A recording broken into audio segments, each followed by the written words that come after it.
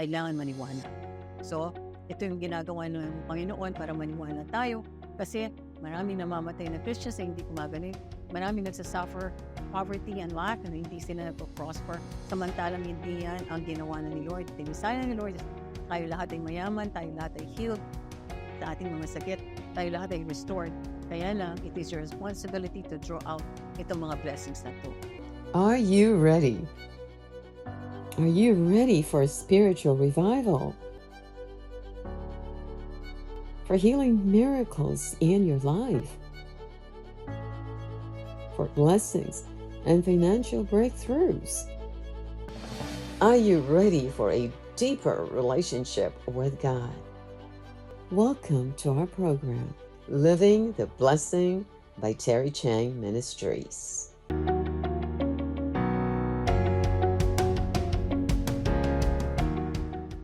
But God sees your heart. Tingnan po natin. But the Lord said to Samuel, do not look at his appearance or at his physical stature because I have refused him. Si Eliab ito ang sinasabi. For the Lord does not see a man as man sees. For man looks at the outward appearance, but the Lord looks at the heart. So ang tinitingnan ni Lord sa atin is the heart. Tinitingnan niya yung heart ni David. Kaya nga David was a man after God's own heart. Diba? Kasi nag-worship. Mahal naman niya si God. Nakikita mo kayo, he was seeking God with all his heart nakalagay dyan. So, anong nangyari kay David? Puro blessing ang dumating sa kanya. Kaya nag-disobey siya, kaya nagkaroon din siya ng mga maraming problema. Sabi niya gano'n, now the Lord said to Samuel, fill your horn with oil and go. I'm sending you to Jesse, for I have provided myself a king among his sons. Importante ma-anoint with oil.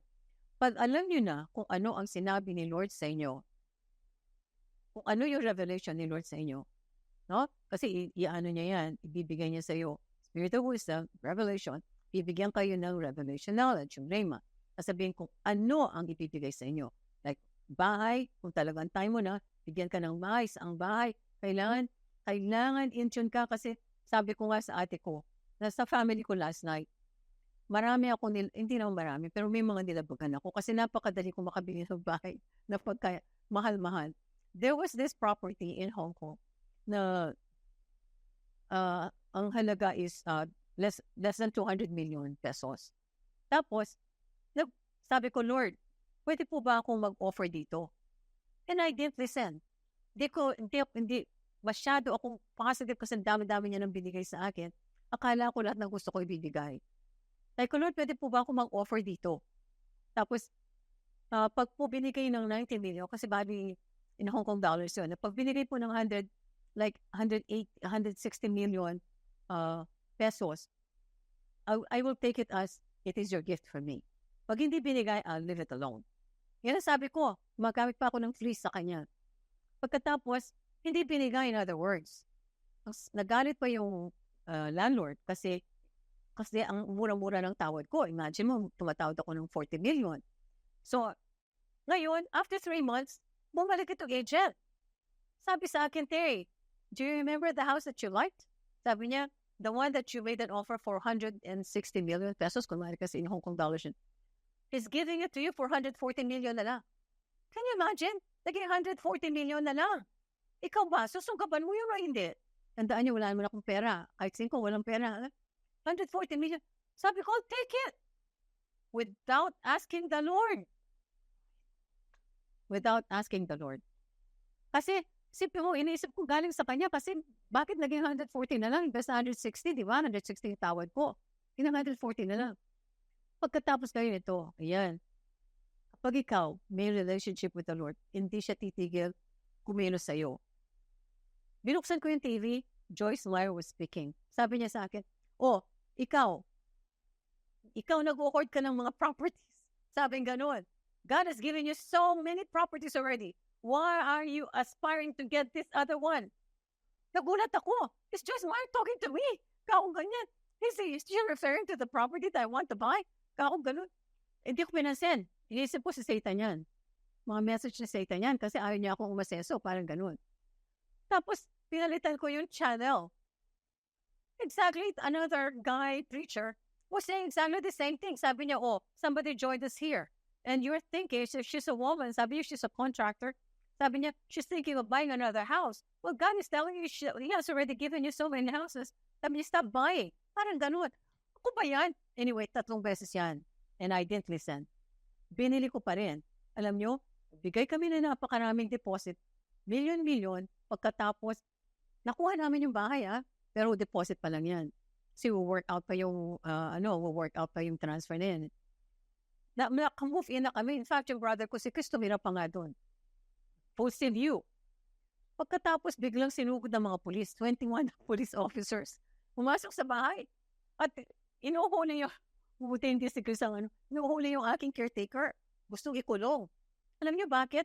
Kasi yung palang nagbenta sa amin, hindi naman scam. Kung hindi, 4 silang may-ari, merong silang executor, kaya yung executor, the eldest brother, hindi humingi ng permission dun sa nakakabatang kapatid. So, yung 3 lang ang pumayag, ito isa, hindi pumayag. So, hindi nila mabenta yung bahay. Ngayon, kami sinuli namin yung susi ng bahay kasi ayaw namin magulo na ganyan, may mga pulis. Hindi nila sinuli yung aming deposit, milyon-milyon. So, we took the case to court, nanalo kami sa court, pero hindi pa rin kami nakakasingil hanggang ngayon. Consequence yan ng maling judgment po because I didn't listen. Kaya, it is so important to really spend time in the secret place para alam natin kung paano tayo mag-deal dito sa ating mga situations. Amen. So, you have to be anointed. Kasi sabi niya rito, for I have provided myself a king among his sons. Sabi niya, kailangan i-anoint si David. God, sabi niya, but the Lord said to Samuel, diba, do not look. And then in 1 Samuel 16:13, then Samuel took the horn of oil and anointed David in the midst of his brothers, and the Spirit of the Lord came upon David from that day forward. You have to be anointed. Symbolic lang yan ng presence of the Holy Spirit. The Holy Spirit is already present on the inside of you. Kaya lang symbolic yung anointing oil na yan. That's why, di ba, kapag may sakit, sabi niya, go to the elder and he will pray for you, anoint you with oil, and the prayer of faith will heal you, di ba? So, kailangan manoint. Meron na kaming binigay ng mga oil sa inyo which you can already use on yourself. Kapag nakuha na yung revelation, anoint nyo na yan. Anoint nyo na. Kayo ang recipient niyan, anoint nyo ang forehead. And you say, I receive this anointing. Kasi yung anointing na yan, it will guard your soul. Tutulungan ka kung paano mo maalagaan yung property na bibigay sa'yo, paano mabayaran lahat yan. Kasi, tandaan nyo, nakakatakot, di ba? Giant yan. Pero, God will provide. Through the anointing oil, symbolic lang yan, of the shed blood of Jesus, what He has done for you on the cross, symbolic of the power of the Holy Spirit, He will make this dream come to pass for you. Amen. Babantayan ka niya. That's why you need to be anointed.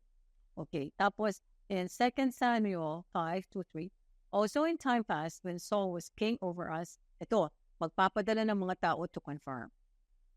Papadala siya ng mga tao to confirm. Katulad ni Jessica, ang pinadalang tao, yung mga anak niya, oh, mommy, this is the house, this is the house. Diba? Yung asawa niya, this is the house. Okay. So sabi niya, also in time past, when Saul was king over us, you were the one who led Israel out and brought them in. And the Lord said to you, you shall shepherd my people Israel and be ruler over Israel.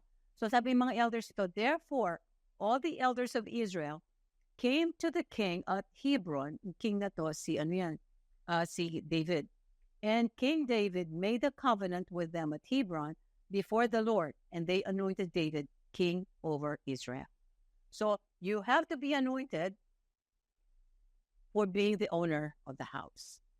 Yan. Para hindi manakaw ni Satan. Okay? Wala nang magagawa Satan. So God is looking at all of you right now. Nakalagay ito word ni Lord sa akin na binigay ito. God is looking at all of you right now who will be anointed to receive the house.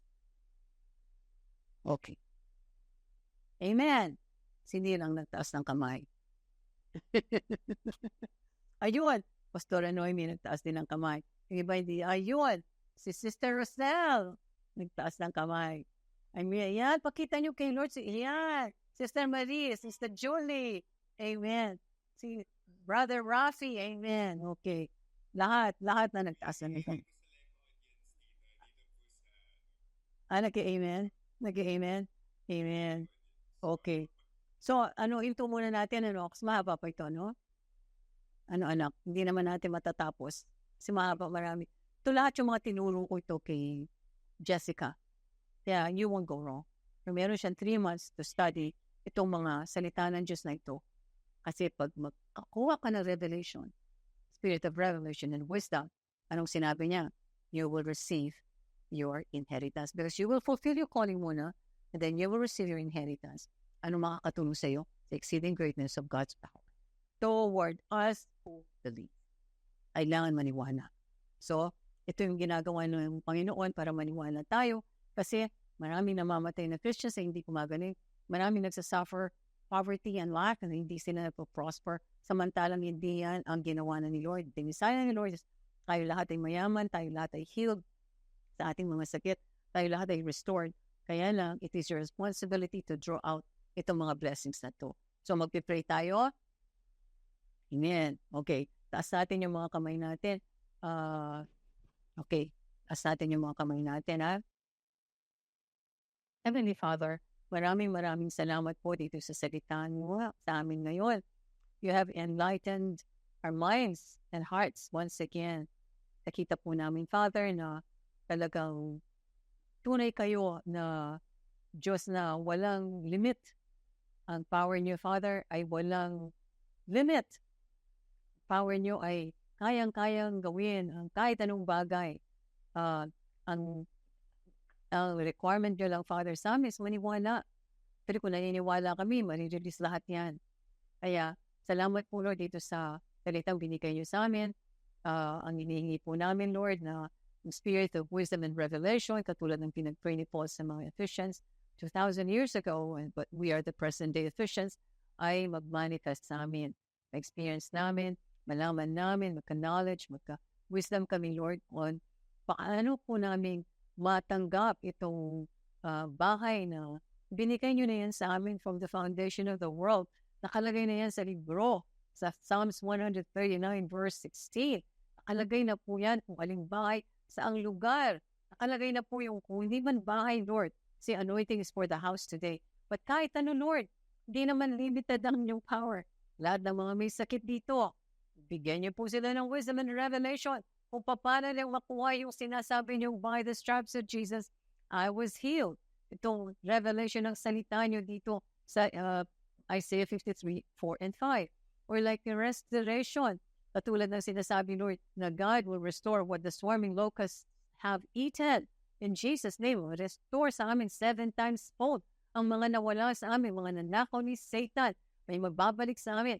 Tulad ng business, Lord, na for example, hindi nag-materialize, hindi naging successful, hindi nag-work, even ministry, Lord, or church, na hindi parang nag-struggle, Lord, nagkukurol sila parang uod dahil sa sobrang kahirapan, walang pambayad ng rent, walang pambayad ng kung anong mga pangangailangan, Lord.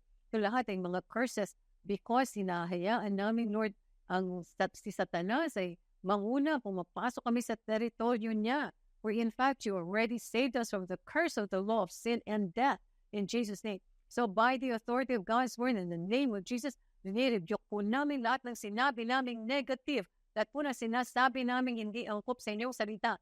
Every single word that is not aligned to the word of God, we cancel it right now. We declare it null and void in the name of Jesus. Amen. Dinideclare po namin yung salita nyo.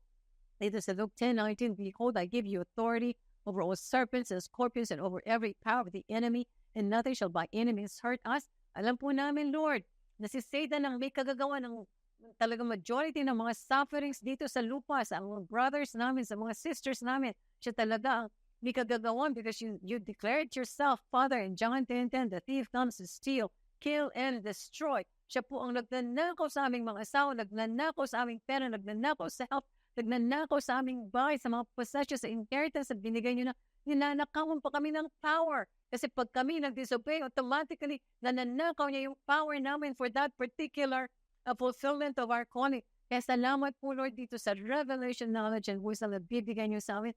Dahil dito nakikita namin, wala ng power si Satan over us. We will no longer be deceived in Jesus' name.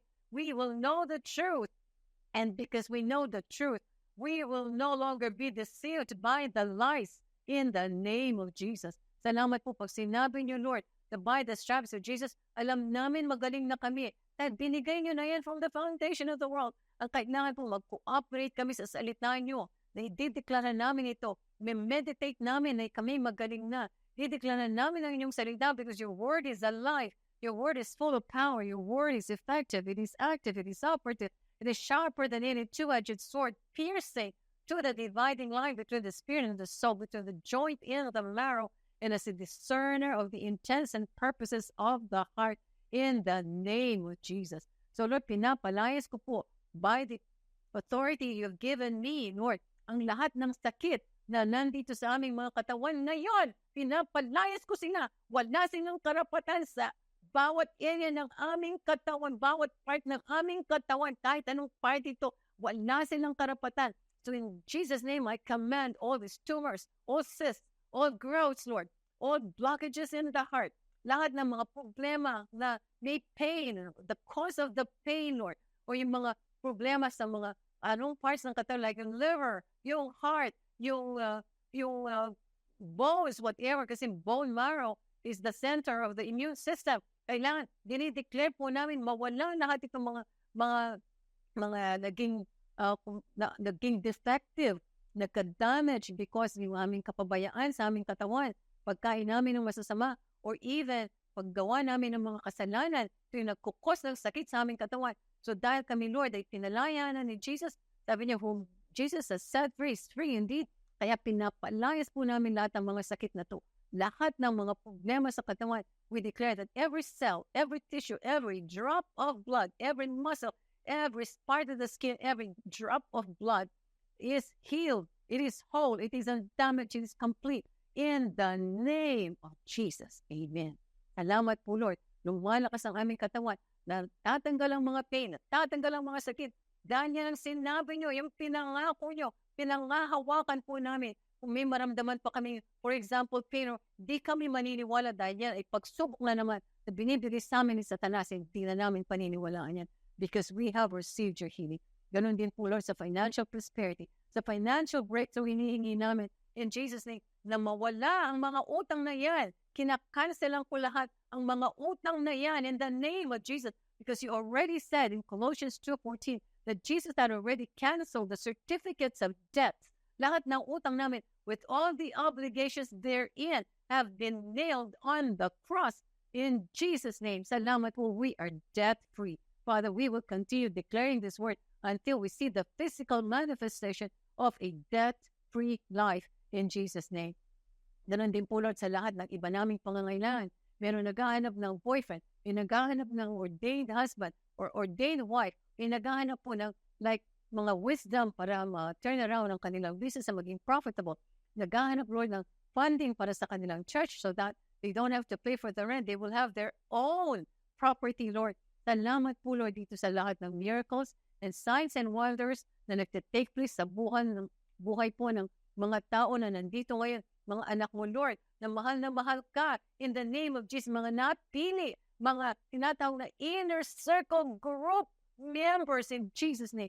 Sila po yung mga napili kasi sila ang pinadala mo, Lord. Hindi nila pinabayaan na ma-conquer sila ni Satanas na hindi sila maaring hindi dumating dito in Jesus' name. So, sino kayo? Yung sinabi nyo, tinitingnan nyo yung mga puso. Alam nyo na, Lord, kung sino sila. At marami pong salamat at binuksan nyo, Lord, itong kaharian nyo para talagang dumaloy ang lahat ng pinangako nyo. Lumabas, Lord, dito sa aming spiritual realm, itong aming spiritual, Lord, at makakita na kami ng physical manifestations ng lahat ng mga pinangako nyo. Salamat po, Father. We praise you. We magnify you. We glorify you. Dinideclare po namin that you shall supply all our needs according to your riches and glory, that you have already blessed us exceedingly abundantly above all that we can ask or think according to the power that works in us. In the name of Jesus, salamat po, Lord, we receive the blessings as we release the power of the Holy Spirit, the anointing to break every yoke of bondage right now. In Jesus' name, thank you, Lord, for the victory in every area of our life as we receive it right now. In Jesus' name we pray. Amen. Amen. Amen.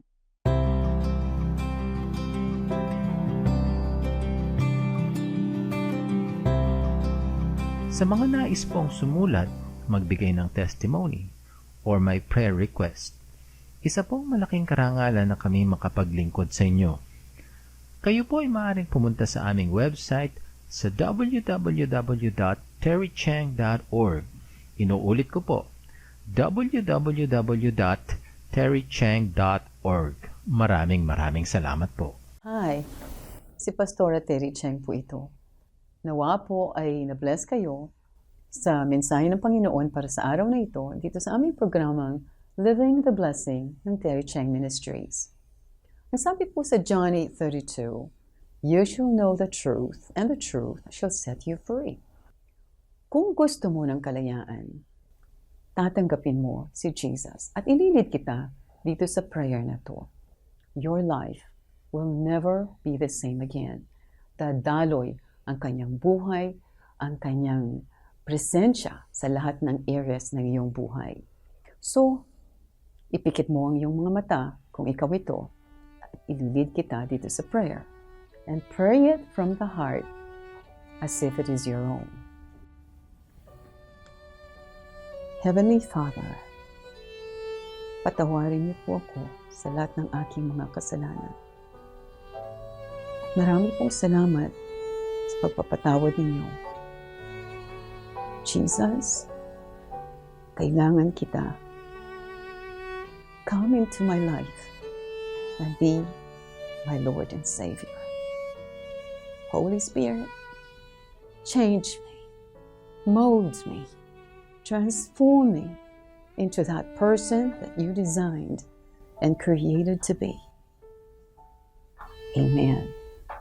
Ayan, born again Christian ka na. Congratulations. Tandaan niyo po, mahal ko kayo at mahal kayo ng Panginoon. God bless you.